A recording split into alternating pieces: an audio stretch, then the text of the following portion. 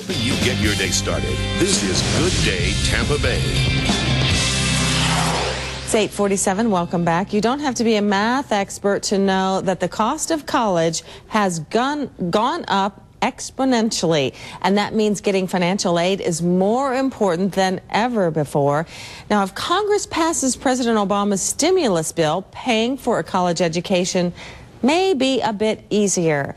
Joe Runge is the Director of College Counseling for Sarasota's Out-of-Door Academy, and we say good morning once again to you. He's kind of giving us a little crash course, if you will, on getting into college and staying there, and today we're going to talk about paying for it and how to get some help. Where do you start on this quest for financial aid? It can be overwhelming, these forms. I think that's a good way to put it. It is a quest, and it can take a significant period of time once you begin the process. But everything begins with what's referred to as the online FAFSA form. FAFSA stands for the Free Application for Federal Student Aid, and it's available www.fafsa.gov. And all students need to fill this out, or they will not be eligible at any college in the United States for financial aid. We tell students, get this done by February 15th.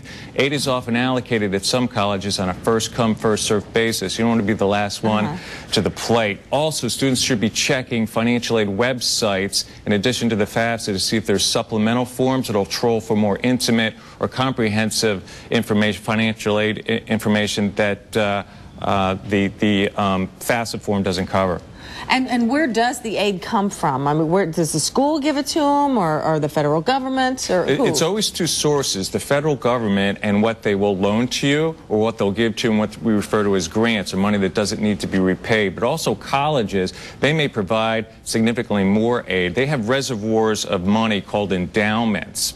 Endowments are used for capital expenditures, building new buildings, and financial aid. Generally, colleges will take the interest off that money each year and channel it towards financial aid to support the incoming freshman class. And how do they determine who gets what? How is the aid actually determined? The aid is determined by something that's referred to as an EFC, an expected family contribution. Once you contribute or you send in your FAFSA application, the government will get back to you and they will determine what they think you can afford to pay for college. That's your EFC. The higher your EFC, the less likely you're going to get aid. The lower your EFC, the higher probability that you're going to get aid. Also, institutional needs of colleges. Colleges will try to improve their profiles all the time. They may be looking to improve their athletic program, higher academic achievers, or it may be the oboe player that they need in their band for the forthcoming year. These are institutional priorities, and colleges swing merit-based money independent of financial aid. They'll give them scholarships to support their preferences. I knew I should have stuck with the oboe.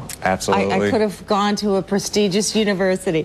Benefits to attending an in-state university. I imagine the financial benefits are there. Getting in can be a little bit more difficult. Absolutely. And once you're in, the great thing about the Florida public school system, there are 11 of them, is if you take a look at all 50 states in the United States, Florida's tuition is the lowest in the United States. And you add on room and board and some fees, it's still one of the lowest numbers in the country. So it makes good sense as a first right of refusal to actually take a look at those Florida schools. But we also have in Florida the vaunted Bright Future Scholarship Program that some may or may not be aware of. This is funded by the Florida State Lottery, and if a student can complete 4 years of high school with a 3.0 GPA and a 970 on their SAT, the state of Florida will pay 3/4 of their tuition to any Florida public school or the dollar equivalent to any Florida private school.